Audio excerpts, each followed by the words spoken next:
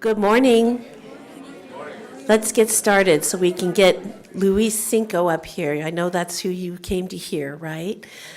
Absolutely. So make sure you get some refreshments coming and going. We have plenty, it looks like. We don't want to have any leftovers.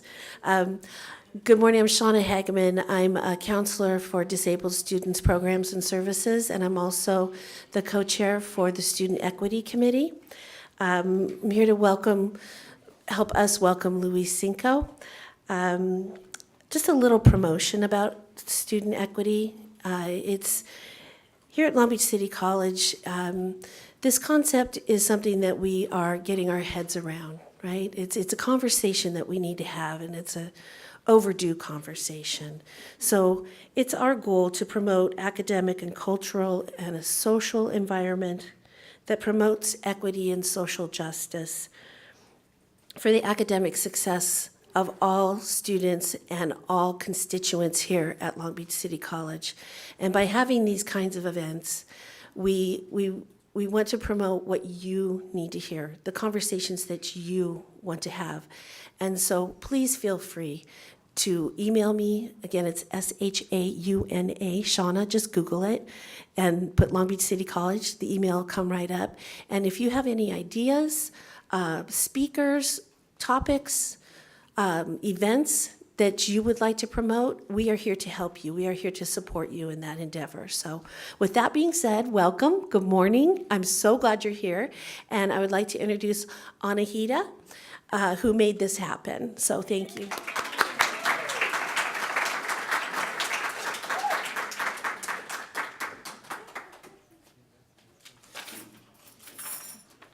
Need my notes. Hi, you guys. Good morning. Well, it's not, I did not make this happen. I just am blessed to be able to know a person like Luis Cinco and have the honor of being able to teach through his documentary for the past few years about the veterans' issues and PTSD. I don't think anybody anywhere in the world is not supporting soldiers, whether you are, or men and women of service, whether you are for war or against war. I think all my students know where do I stand. But you do support soldiers who are the brave men and women who are sacrificing their lives. I don't know if I would be able to do that. Today is a dream come true for me to be able to have Luis Cinco to make this presentation. I owe him, and I owe his documentary and his work for what I've been doing for the past few years. So I want to thank him from the bottom of my heart. Also, I owe James Blake. I'm hoping that one day I would meet him. Let me write a formal bio of Luis Cinco before I ask him to come to the podium. Luis Cinco migrated from Philippines to United States as a child. He grew up in the Pacific Northwest and has a bachelor's degree in communication journalism from University of Washington. Luis is a photojournalist with more than 20 years of experience. His career started with small ethnic community newspapers in Seattle and Los Angeles. In 1987, he got a job as a reporter, photographer with Copley Los Angeles newspapers, working at a news pilot in San Pedro. He was freelance photographer for 4 years before joining the staff of the Los Angeles Times in 1997. Cinco was part of the two Pulitzer Prize-winning teams at the Times for coverage of the 1994 Northridge earthquake and the 2004 California wildfires. In 2003 and 2004, the Times assigned him to cover the Iraq War. He was a Pulitzer Prize finalist for his photo coverage of the Battle of Fallujah, including the iconic picture of the Lance Corporal James Blake Miller.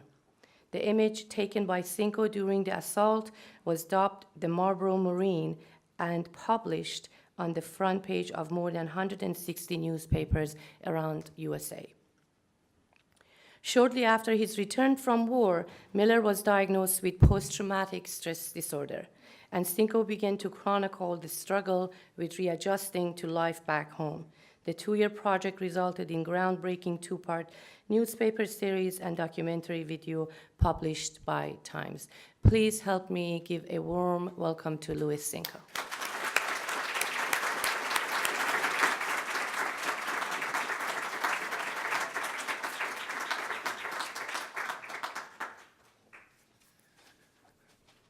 My name is Louis Cinco. I'm a freshman. Just kidding. Thank you, Anahita, for that great introduction. Anyway, as Anahita said, I am the guy that took the photograph, the Marlboro Marine in Fallujah in 2004. And then in 2007, there was a subsequent follow-up story to him because he had become like the poster boy of the Iraq War. I've been at the LA Times now for quite a while. I joined their staff in 1997, and was just working there. And it was the late 90s. Everything was very copacetic, kind of normal. And then September 11, 2001 happened, and the world changed for everybody. And it changed for myself and a lot of people that worked for the LA Times, because at that point, there was 9/11, then there was the war in Afghanistan, and then there was the war in Iraq. So we all had to make choices about what we wanted to do. They were looking for volunteers to go cover these wars. They will not force you to go there. But that became the focus of the coverage at the LA Times. It was just the biggest news. I mean, like I said, when the Twin Towers came down until about 2005, the biggest stories out there were Iraq and Afghanistan. I am not a war photographer per se. I haven't made a big career out of it. I've maybe been to 4 conflicts and a couple of places where there's low intensity stuff going on. But I'm a newsman, and that entails getting involved in big stories. And sometimes your path crosses with history. And that's what I always wanted out of this job. I always wanted to be part of the big story, whatever that is. Currently, it's President Trump getting elected and the fallout from that, what's happening now with people out in the streets and how he's going to govern. So these are the big stories that we want to get involved in. And again, 2003, 2004, the biggest story out there was Iraq. So I went in 2003. I wasn't part of the invasion. I was there post-invasion. There was a group of photographers from the LA Times that had gone there, stayed with the troops, and actually participated in the invasion and early occupation of Iraq. I came in a little bit later than that. It was like the summer of 2003, let's say around July. The first group of people that had gone in were kind of getting tired, and they needed some replacements. And anyway, one day my editor calls me and he says, "Hey, would you like to go to Liberia?" And I said, don't they cut people's heads off there? And he said, "Yeah, but if you want to go, you can go." So I said, "Let me call my wife and we'll talk about it." Well, so I did talk to her about it. I called the editor back, and he said, "Well, no, you know what? Never mind Liberia. We want you to go to Iraq." So I ended up going to Iraq. I replaced Carolyn Cole, one of my colleagues. She's a tremendous, tremendous photographer. She's a Pulitzer Prize winner, many times a Pulitzer finalist. She ended up going to Liberia, and she won a Pulitzer in Liberia. So I replaced her in Iraq. And the experience was actually very unique. When I was in Iraq in 2003, the place was very open. I mean, it was the early occupation. The invasion had just ended. You could go anywhere you wanted to in Iraq. You could take photos of people that you wanted to. You could talk to anybody you wanted to. You just needed to bring a driver, an interpreter, and sometimes they were both the same person. So it was free reign then, and we got a lot of interesting stories from the Iraqi point of view, from the military point of view. I mean, it was pretty much open. Anyway, I stayed there for about 3.5 months, my first time around, and at the end of it, I was like, oh, this is really interesting. This is a really, really big story. I mean, a huge story. It just, you saw it everywhere. I mean, there was just tons of military troops there, all kinds of equipment. The third busiest airport in the world was in Iraq. I mean, we were just going there and we were setting up everything. And it was a big deal. There was a lot of tax dollars being spent there. So at the end of my first tour there, I was like, oh, this is really good. This is going to be a really, really, really good story. So I tried to find my way back there. And what happened was in the spring of 2004, they called up a bunch of National Guard people, right? National Guard troops, and they're from Riverside and San Bernardino. So I latched on to that. I thought, oh, these guys are like my age, they're working like at Costco. They joined the National Guard. They thought they could get away from their wives and family like once a month, a weekend a month, and maybe a couple of weeks in the summer. But, they got drafted. It was a backdoor draft. And like I said, most of these guys at the time, I was in early 40s, and a lot of the people in the National Guard are, maybe not that old, but they're not like 19-year-olds. So I ended up going there again in about August of 2004. And I ended up just following these units of National Guardsmen were spread around the country. So I ended up following them. And then as I was about ready to leave, my editor called me again and he said, hey, there's this thing happening. It's called Fallujah, and there's a lot of like insurgents there, and they're going to have an election in February, and they cannot have an election in Iraq if there's like a city full of insurgents there. That's just not going to work. So the Marines are going to try to take it, and we'd like you to go with them. And I thought, oh, okay, sure. I was about ready to go home, but since I'm the only guy within 10,000 miles of this place, I better do it. So I ended up doing it. And, in the spring of 2004, the Marines tried to go into Fallujah. And for lack of a better word, they got beaten back, and pretty badly, actually, because the insurgents were just dug in. So they pulled back. They waited until November. So I'd been there already about 3 months. And by November, they had amassed 10,000 troops around the city, and they were ready to go in. They cut off all the power and all the water, and they told everybody in town, you must leave because we are going to basically take over this town, and if you're viewed as a combatant, you will be killed. So anyway, the whole atmosphere in Iraq had changed in 1 year, between 2003 and 2004. By the time I went there in 2004, they were abducting people. They were abducting people like Nicholas Berg, a communications worker, this Japanese adventure tourist, Maggie Hassan, who worked for CARE, and basically putting them in orange jumpsuits and taking a video of them getting their heads cut off.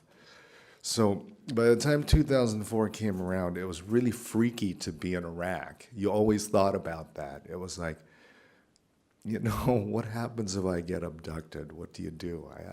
You just don't know. I didn't want to think of myself in a bad video, the leading role in a bad video. So consequently, by the time 2004 rolled around, it was best to be embedded. You could no longer not be embedded because you needed guys with a lot of weaponry around you. Otherwise, bad things would happen. So anyway, 2004, Fallujah's about to happen. We fly from the Green Zone in Baghdad to Camp Fallujah. We end up staying with these guys for about 3 weeks. They turned this incredibly demolished military camp, former Saddam military camp, into a space that was livable. We ended up staying there, training, just waiting for the invasion to start. And to be honest with you, this day right now it was the 8th. So 2 days ago is when the assault started. So we're looking at the 12-year anniversary of when I was there and when I took the photo. And it's just happening like now. So anyway, to make a long story short, so we can get to the video, I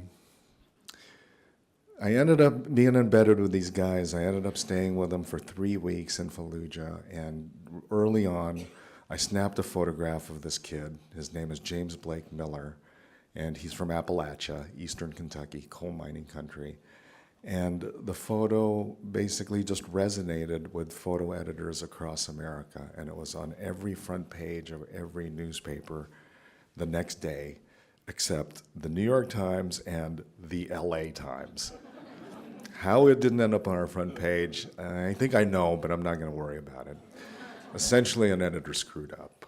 He put it inside and he put it in very small, but meanwhile, the next day, some papers used it as their entire front page. I mean, there was something about it, okay, that resonated with editors and eventually readers.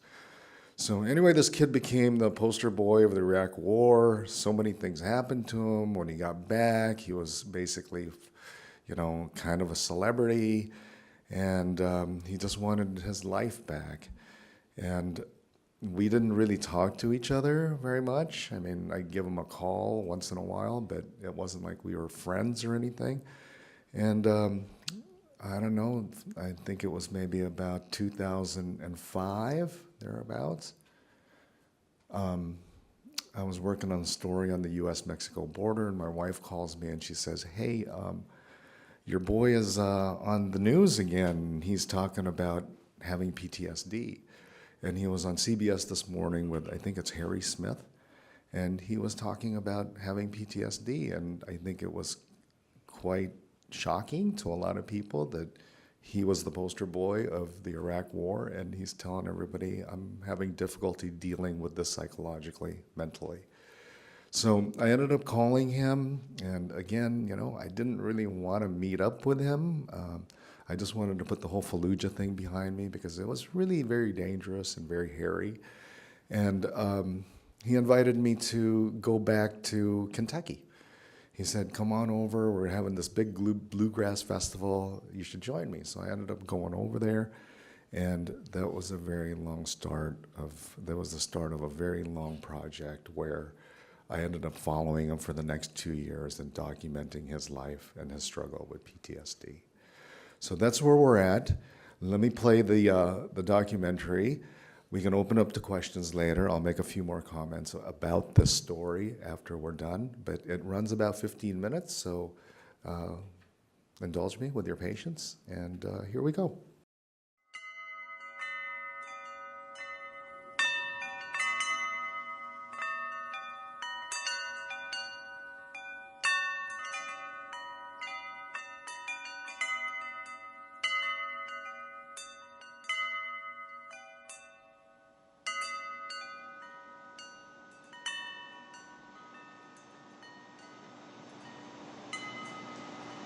My nightmares revolve around a lot of faces.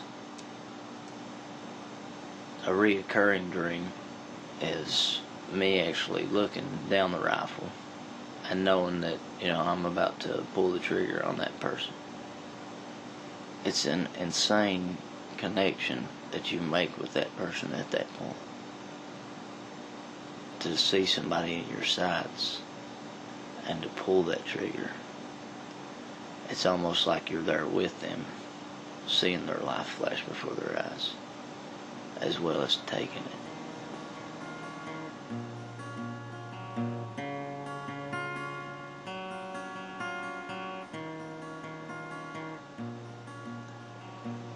Waking up from a dream, like one of the really bad ones, I look at it only one way, and that's that I'm glad that I'm still here. Confused as to why I'm still here and why other people aren't. Any day above ground is a good one. There's no promise of tomorrow.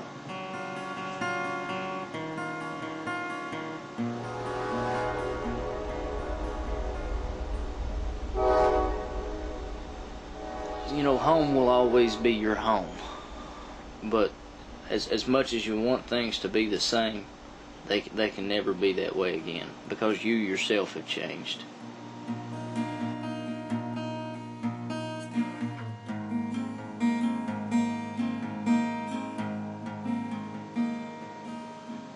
At the wedding, I had mixed emotions. I love Jessica. I wanted nothing more in this world to be with her. But part of me wanted to pull away and just be by myself. I mean, I didn't want anything to do with anybody. Where do I draw the line between the space that I need for myself and how I communicate with other people? I think trying to find that line is what drove me over the edge.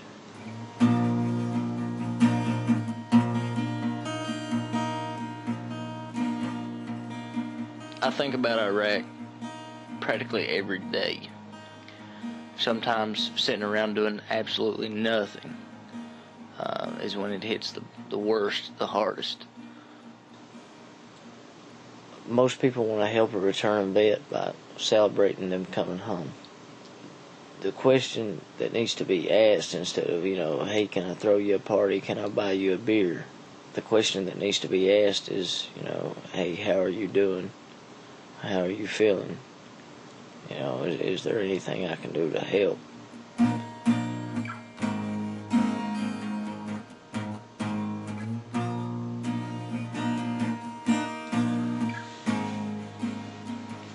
DC was a slap in the face.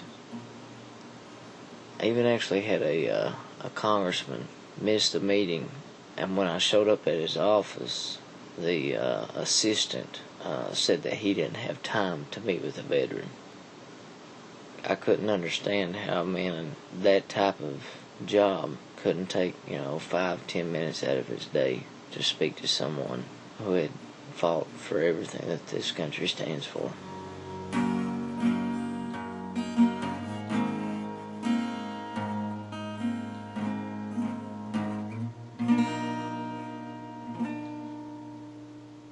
Vets connect with other vets because they share a common bond. I didn't have another vet that I could lean on. And during that time, I had more or less planned out my death. I had decided that I couldn't take it anymore. Enough was enough. I wanted to just get rid of the pain.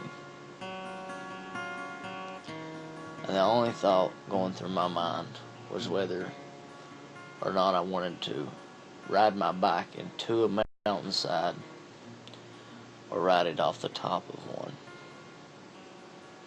I figured if I'm going to do it, I might as well make one hell of a ride out of it.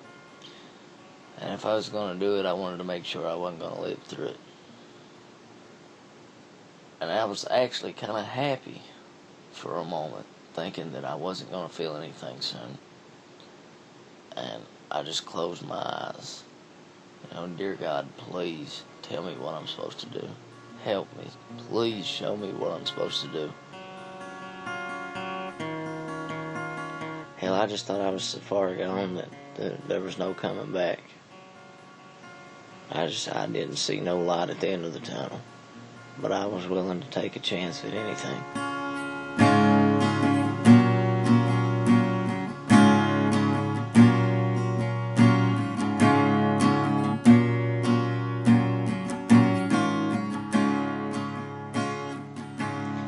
You're taught from the time you're able to comprehend that to take another person's life is completely and morally wrong.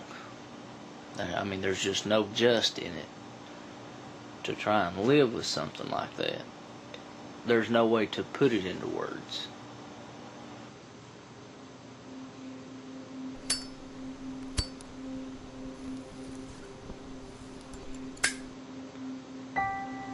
After Fallujah, I didn't know how to react, and I more or less just tried to put it in the back of my mind and act like it never happened. Even right now, my eyes are starting to hurt just talking about this.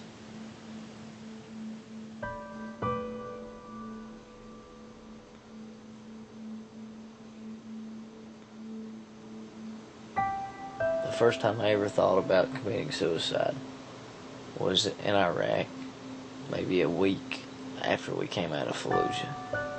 And I was actually sitting on a post, and I stuck the barrel in my mouth, and I was just reaching out for the trigger when I heard footsteps. One of the docs come walking by the post checking on everybody and said, "Miller, what the are you doing?" I was like a deer in headlights. I couldn't talk. The only thing I could think is, why is it that I'm still here? What made me so special that I deserved to stay here, and they didn't.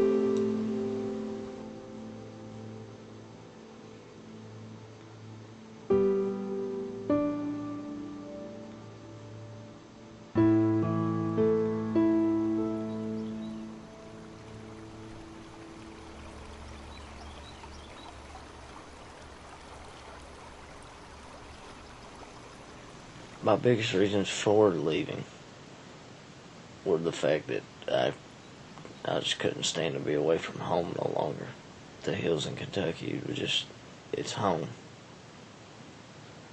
Jessica and I discussed the fact that, maybe I was stable enough to where we could actually try and talk to one another.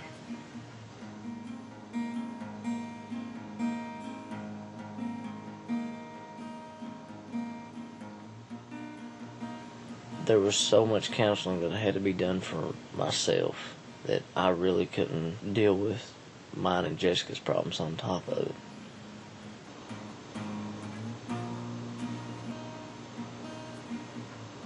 And feel that Jessica deserved to go through that with me. I felt that it was something that I brought on myself, and that was, my weight to carry, not hers. And before I put her through that, I'd rather be without her.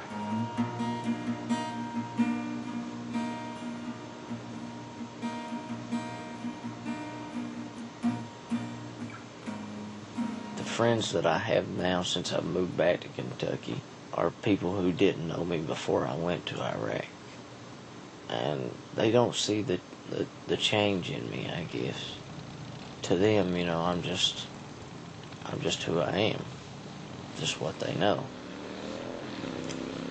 These new friends that I've made are a bunch of guys that ride bikes. We have a uniform. There's a certain code of ethics and, a type of brotherhood. And it's so much like being in the Marine Corps. It gives me, something to look forward to. It's almost like having the military life back again.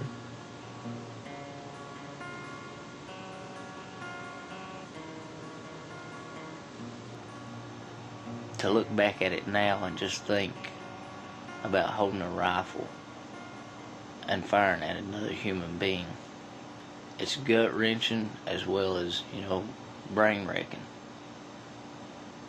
How do you justify it? Regardless of what your causes are or what their causes are.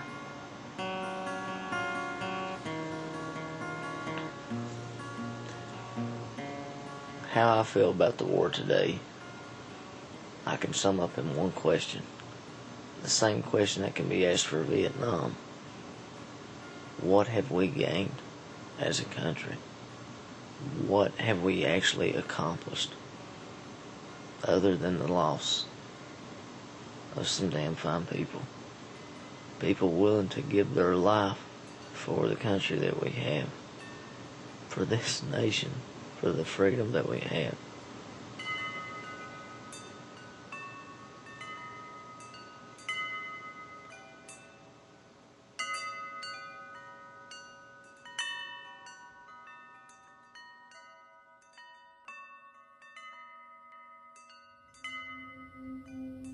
Lance Corporal James Blake Miller came by and sat down against the wall very near me and lit up a cigarette, and I just raised my camera and took a few shots.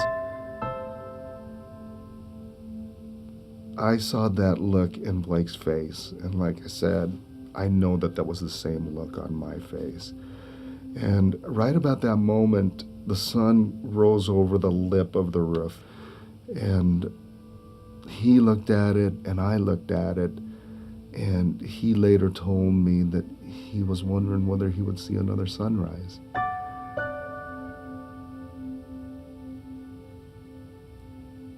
I think simply the difference between me and Blake is I never had to kill another human being. I believe that's what he's fighting with. He looked through the scope a lot. He pulled the trigger. And I think that he just saw a lot of carnage, a lot of body parts exploding. And I can see where that would come back and haunt you in your dreams. I just looked at Blake, and I looked at him and I thought, he looks really, really depressed. He told me that he had seriously contemplated suicide that night. And I realized that I could not leave. I couldn't really bail on him. And I don't know, I just started thinking about Iraq and what we'd been through, and how really lonely that was to be, like, you know, so close to death, and everybody being so preoccupied with their own survival that there was this loneliness that just wrapped around you in the middle of combat. You were completely on your own. I looked at Blake, and I don't know what happened, but the words just came spilling out, and I said, "Hey Blake, if I'd gone down in Fallujah, would you have carried me out?" And he said, "Damn straight." And at that point, I said to him, "I think you're wounded pretty badly, and I want to help you."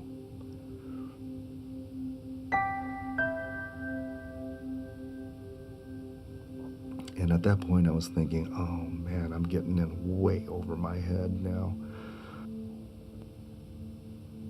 I just sensed it was the right thing to do, so I went back to my hotel, packed up all my stuff. Blake came with me. He packed a little day bag, and the next thing I knew, we were driving up to Connecticut. And I thought everything was going to be okay, but, you know, it didn't take very long. A few weeks later, he called me and said, "Hey, you might want to come back here." And I asked him why, and he said, "Well, I'm taking off. I'm leaving."